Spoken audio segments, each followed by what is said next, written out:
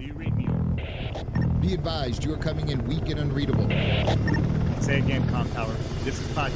Do you read me over? Pacho, this is Comm Tower. I read you Lima Charlie. Comm Tower. Request permission to launch and commence the field op. Over. Stand by. Pacho, permission granted. I say again, permission granted. Roger that. Launching podcast in 3, 2.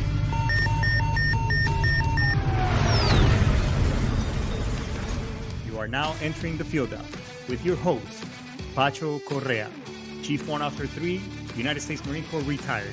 Get some. Hurrah!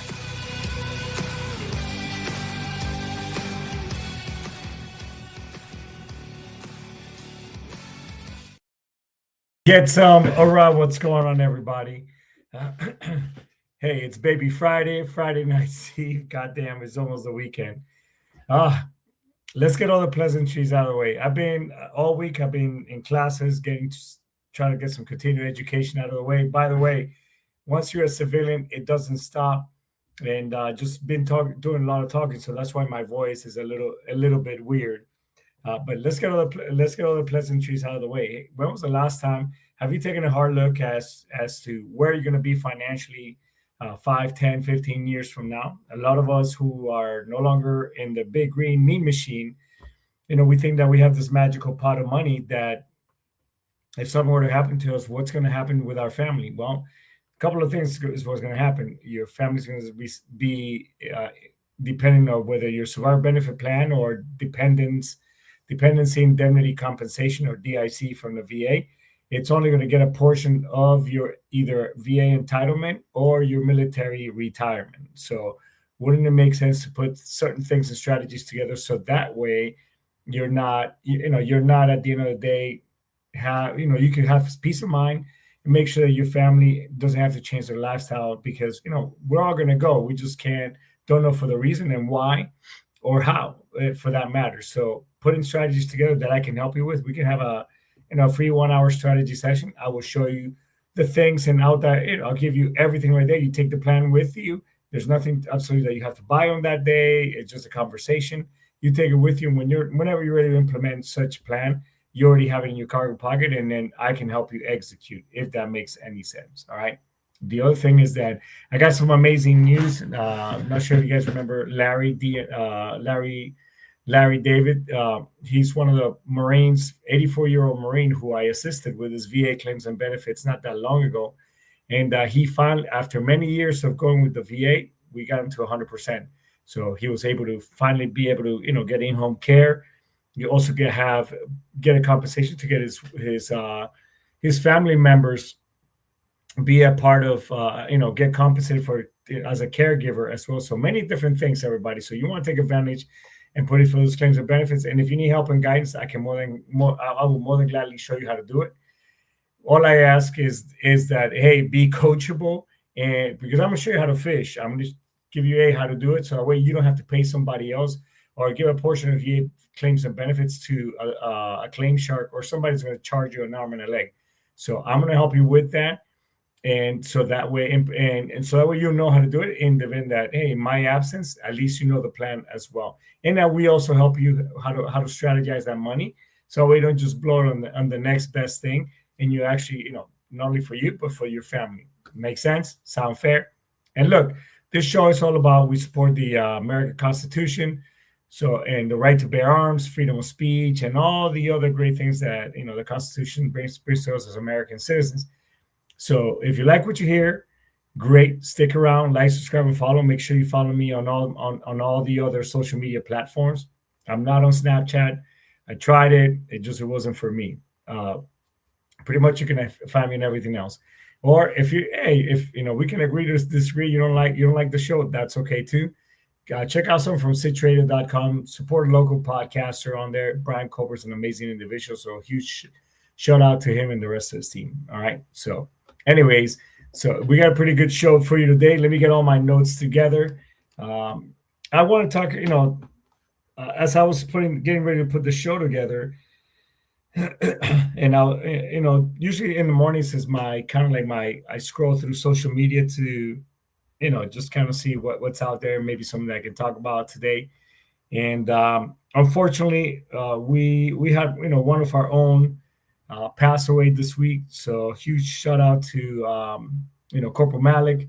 He was a really good friend of ours. One of I call them kids because excuse me.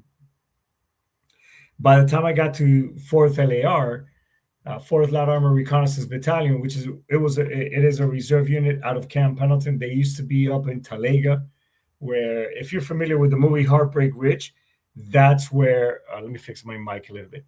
There you go. If you're familiar with the movie Heartbreak Ridge, it was actually filmed in that camp, and got some of the Marines. This is back in the 80s, but some of the Marines that I ended up serving with, were in some way, shape, or form when all that happened over there. So, anyways, and I was part of that unit when I got out of the Marine Corps, and I went back home here to my home state of Florida. Ended up going back to California back then, because I was quote unquote in love with my kid's mom. And that's another story. Nonetheless, I ended up being a reservist for about a year after I got out of the military, and I was drilling, what we call drilling, or in the Army they call it AGR, Active Guard Reserve. I was part of the staff. Actually, no, I was a reservist myself while I was a civilian at the same time. And then later on, I actually, a year later, I went back into active duty and went to other units. And I just ended up coming full circle as part of the permanent, as the active duty staff at a reserve unit, which they call it inspector instructor duty, I&I duty in the Marine Corps. So nonetheless, a huge shout out to Jacob P6. How are you, buddy? And King, long live Cesar Chavez. I don't know what the fuck that means, but okay, long live him. Anyways, so I ended up coming back to that unit as part of the active duty staff as a sergeant. So when after 9/11 happened and all these things were going on, pretty much, President George W. Bush basically said, "Hey, we're gonna go on war on terrorism," and they stood up this is the first time in over 50 years where they stood up an entire reserve battalion to go into combat. Now, one thing that everybody needs to remember is that it's a war on terrorism. But it's not really a war, because a war, it has to be an act of Congress. And then, and moving time forward to today, this is just a conflict. It is not a war, because if not, then everybody will be up in arms. I mean, a lot of things, and I'm talking about Iran right now. It's just a conflict, and the president has the right to send Marines, because they are his 911's force. It is written in a doctrine as well.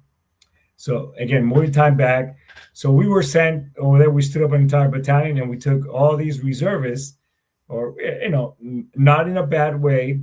However, a lot of people, because of the Army commercials, they see, they call it a weekend warrior, right? However, whether you're Army, Navy, Marine Corps, doesn't matter.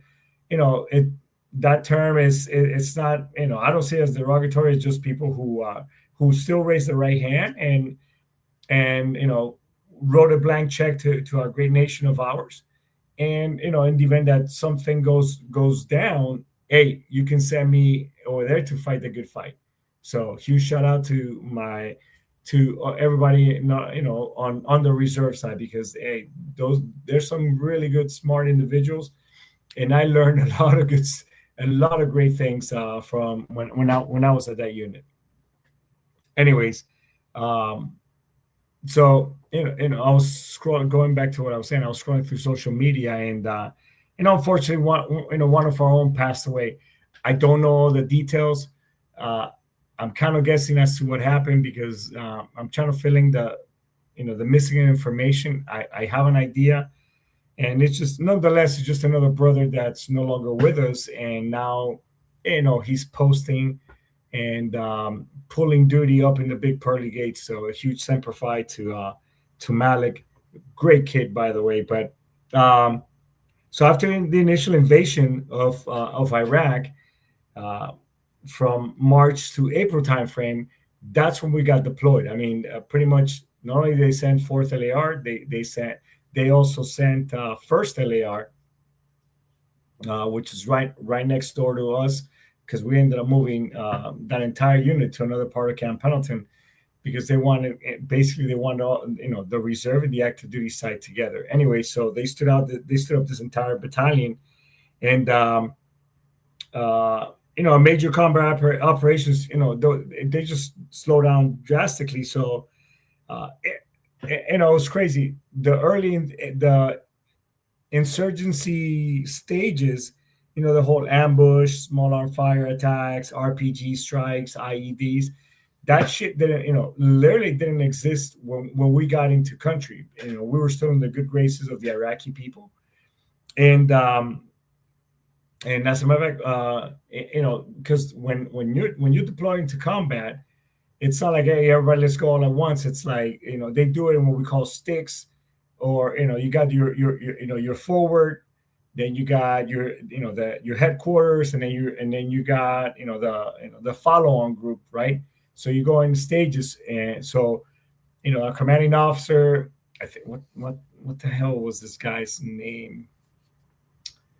The name kind of escapes me. Anyways, him and his staff and everybody, they went forward, and they went on the push.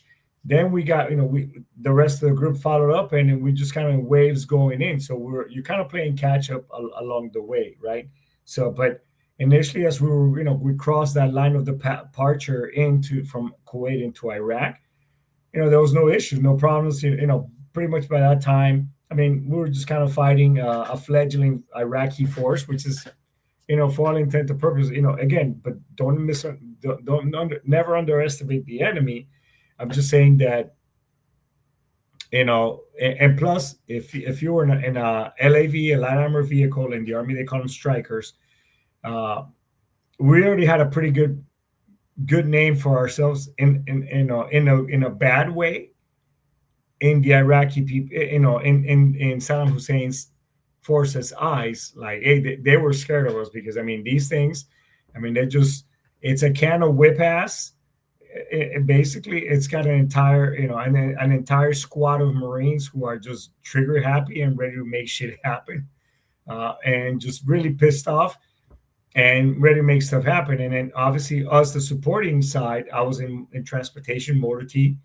Obviously we also were carrying personnel in our vehicles, in our Humvees, in our back then we still had 5-ton trucks. So we were just pushing in there. So I'm just kind of painting the picture so you get an idea. So, and it was actually, so we ended up being, part of Task Force Scorpion, which is built around 4th Light Armored Reconnaissance Battalion. And we ended up doing combat operations, all throughout, as we crossed the line of departure. And mind you, when you're in a combat operations, and pretty much, so it's not that everything is fair, fair game, but you can leave if a vehicle breaks down. It is that depending on what the rules of engagement are, you can leave that. You can torch that vehicle. You can put an incendiary grenade on the engine block, and a couple of incendiary grenades on the vehicle. Torch it. Just try to destroy it as much as you can, so that way the enemy doesn't get to reuse the parts against you, because that shit does happen. And you'll be amazed as to these people can. It's like you just parked your vehicle in a bad area in whatever town, and in minutes it's like that vehicle is completely taken apart. Which along the way we almost lost an LAV, and we ended up towing it with a regular vehicle. Shout out to East. And he's not listening to the show. Anyways, so we were towing all these vehicles, and we had some small pop fires here and there, not a big deal. But the whole purpose was to secure of this task force was to secure major supply routes, or MSRs as we used to call them, and then especially supply route suit, because people were getting. They were just getting hemmed up with sniper fire, small arm fire, and all these routes. So basically it was to protect the logistic convoys moving in between Baghdad and and forward operating base Dogwood, which we ended up going over there. So, and basically we're just hunting down insurgents. I mean, that was all our job. On my side, we were more on the logistics supply route, which we did have a couple of LAV, one or two LAVs kind of going with us, but even our vehicles had 50 caliber machine guns mounted.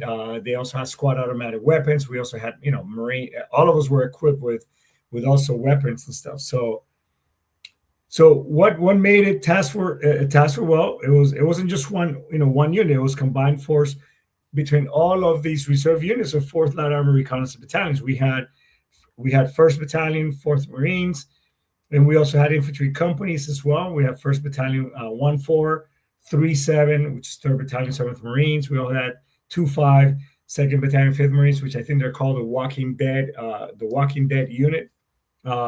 We also had some force recon elements on there. We had some EOD teams, as well as some radio battalion elements, all comprised of all the stuff. So, I mean, it was a pretty beefed up,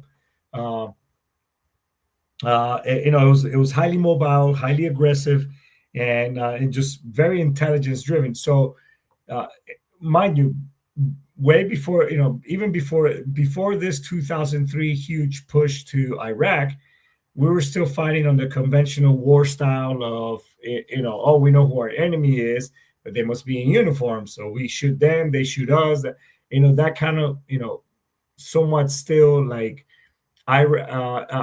Vietnam era fighting style. But this from that time forward, it basically completely changed the entire, the lay of the land, so to speak, as to how the enemy, the enemy now hides and looks just like regular people. They start later on. They start getting creative and putting IEDs on the ground, on the roads, and all these other things. So our main role was brought something critical, like mobility plus firepower. Light armored vehicles, they provide a really fast reaction capability, and heavy weapons compared to what insurgents were using at that time frame. Again, we're still kind of in the whole infancy stages of how these now moving time forward guerrilla tactics, how they applied against because for all intent and purpose, we were an invading force in their homeland, home turf, home territory, right? So obviously, after a while, after you're there for, and it wasn't just 4th LAR, it was just a shit ton of other units. It was army units. It was just everybody. Hell, we even had Brits. We ran into Brits, Canadians, Filipino, just French forces. I mean, we ran into everybody. So, eventually people are going to get tired of that. Say, hey, you need to get out of our country, right? So, because before Task Force Scorpions, all convoys used to be easy targets. Insurgents used to shoot AK-47s, which is the most popular and very preferred, weapon of insurgents all around the world. For all that matter. And let me tell you, an AK-47 is an amazing piece of gear. If anybody here wants to talk about it, feel free to let me know, and I can give you the link so you could jump on the show. But it is an amazing piece of weapon. And by the way, the only reason why the military DOD, back when it was looking right before the M16, they were looking at many different weapons to purchase. The only reason why they didn't go with the AK-47 was because it is slightly heavier than the M16. But I think they made a huge mistake, because there was one of the main. If you look at any Vietnam era type of video, what do you mainly see? And I want you, whenever you watch a documentary, what do you mainly see is service members constantly cleaning the rifle, constantly cleaning it, because that was one of the huge drawbacks of the M16. Even not only the A1 but also the A2 version is that it jammed. any little amount of dust on that thing, and it is not. By the way, if you think military grade is a good thing, is bullshit. Because we always go with the lowest bidder, and it was the cheapest, and it was lighter. But with an AK-47, you can piss on that thing, you can kick it in dirt, you can whatever, just blow it, rack it, and shoot. It'll shoot, and it is very, very accurate. It is one of the most accurate weapons that exists. That's why it is the most preferred weapon of any insurgent. So, so these guys were getting creative, and the fact of the matter is that even when we landed in country, one thing that we noticed is that all the other armed services, and I'm not pointing fingers at the Army, I'm just saying that all other services, they just painted a really soft target. As we were convoying in different routes and areas, we would just see these guys being soft. Nobody was wearing their flak jackets with their sappy plates, the bulletproof plates. And by the way, an AK-47, especially with the sappy plates of that era, because we were still using, the whole sappy plates or bulletproof plates. They were still in somewhat into infancy stages. So, an AK-47 for sure can go through the shit. And also some of the Kevlars that we were using back then, an AK-47 would just easily just go right through that. So, anyways, so they were painting a lot of soft targets. They weren't wearing their what we call their battle rattle, helmet, flak jacket, sappy plates, all the other shit. And because it was hot, basically. It was like 130-degree weather. It was insanely hot. However, one thing that was stressed upon us is that, hey, don't be the one caught without your gear while we're on these routes and everything else. So, and not only that, it's just one of the things that's how we trained, that's how we did it, and basically nobody wanted to fucking die either. You know what I'm saying? So after Task Force Scorpion, we turned more. It turned us into basically hunters. We were out there. As a matter of fact, we turned a 5-ton. We fortified a 5-ton in the back. We completely gutted the back, and we put sandbags all over. And also we made it look like a soft target, but in the back we just had nothing but pissed off 03 infantry Marines getting ready, and we used this thing as basically as bait. We would go out there and wait for pop shots, and then obviously we had some of the LAVs, just seek and destroy, it was very effective. And for those Marines that got to go on that, it was a lot of fun for them. So, but that was kind of, we were just aggressively out there, going on patrol along these major supply routes. And then we started embedding these LAVs, these light armor vehicles, into our convoys as bait and to lure attackers, and just basically just to get rid of all the insurgents that were, that were out there. Well, were very effective, but on the other side, insurgents or the enemy is very smart. Again, never underestimate your enemy. They adapted to that type of style, and that's when later on we start seeing the whole IEDs, improvised explosive devices, which is basically just a nice acronym for saying for a friggin' mine. And what they would do is just there were different ways that they would do it. They could put a propane tank out on the road, and then they would completely wrap it in with tape and nails. And explosive devices were very back then. We were still using cell phones, flip phones and that type of stuff. So they would have and they would use the signal of the cell phone on that equipment to detonate it. So so they would use that. And in addition to other things, they will find RPG rounds and everything else and bury them on the road with a wire all the way up to the detonator. Just a lot of tactic things. We used to call them lollipops on the ground. And then, but we also adapted too. And the conditions were really rough back then. It was minimal infrastructure. Again, we were kind of learning on the fly. That's where you hear these terms like counter insurgency.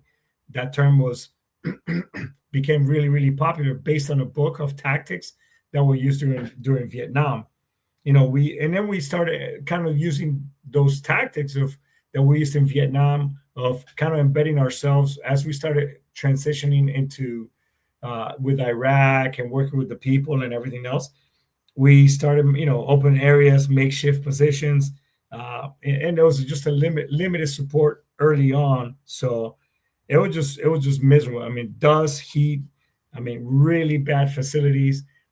I don't know if it was because of the fact that I grew up in Colombia, where pretty much, I drank the water anywhere, whatever the case may be. Maybe I got a third world stomach. I don't fucking know, but I didn't get sick. But we had a lot of Marines, service members as a whole, get really, really sick. They used to call it Saddam's revenge, and people, were just catching all these, stomach viruses, from being over there. So it was just, it was a lot of chaos, but morale maintained high in operations. There was a lot of aggressive operations. One thing that even the Romans, the first thing that the Romans did every time they, after a battle and they conquer a new empire or whatever the case, whatever it may be, they would put their soldiers immediately to work and reconstruct that town.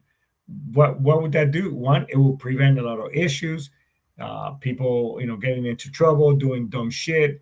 So same thing. So an engaged service member, we, doing convoys, doing these things, and we try to do as minimal downtime as we could, just to prevent things, those type of things.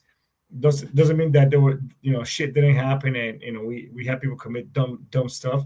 Yes, we did, but we try to minimize it as much as we could. So, and a lot of type of fighting that we did over there this was not conventional warfare anymore. I mean, we had a lot of counter ambush operations. We had to do a lot of route security.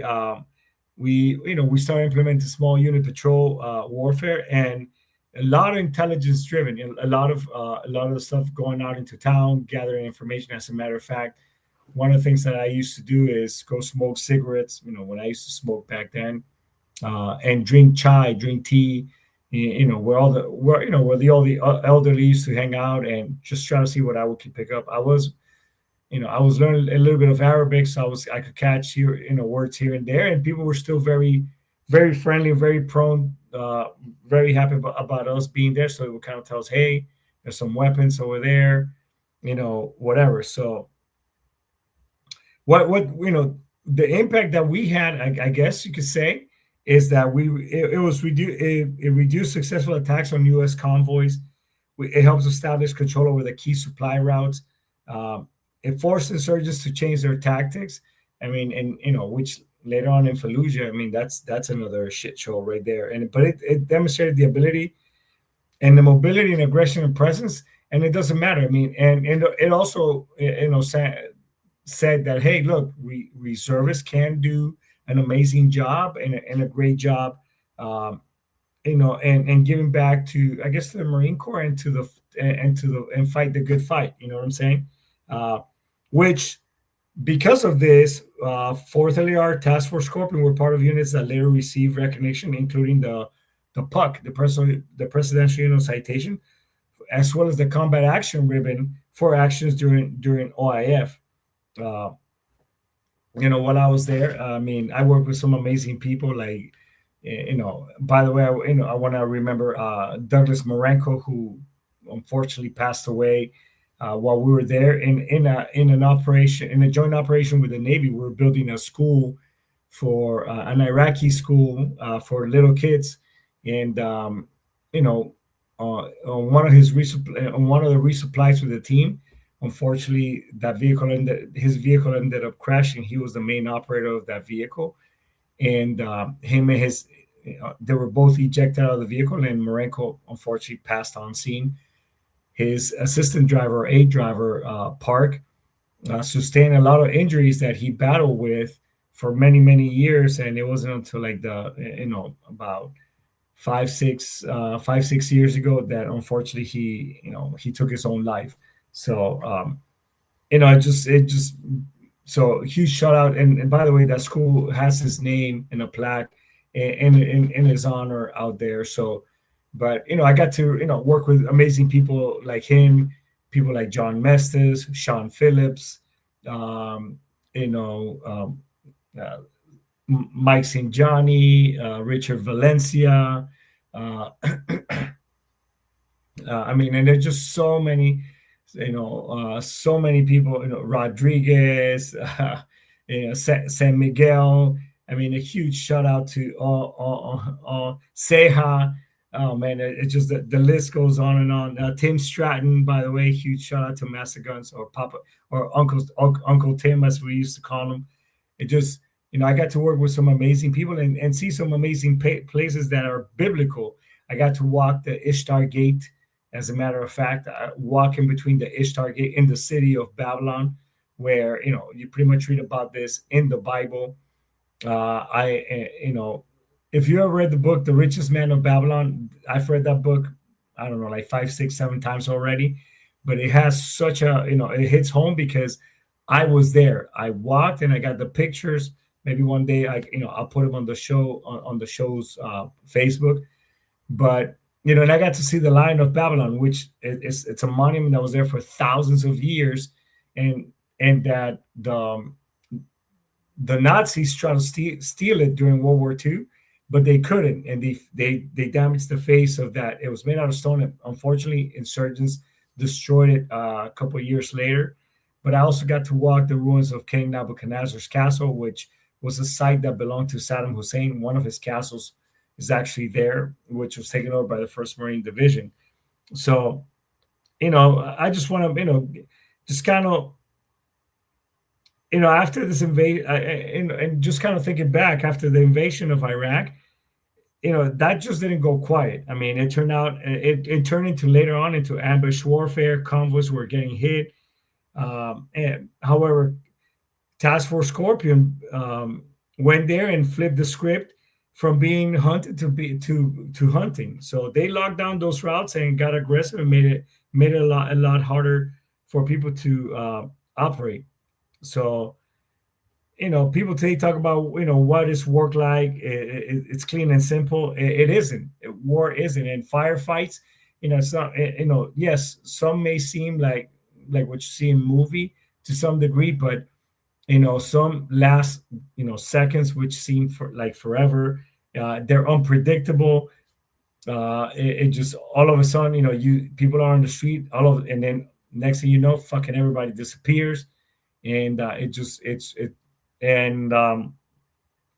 you got to be able to adapt. I mean, you got to be able to shift in a minute because the battlefield is very fluid.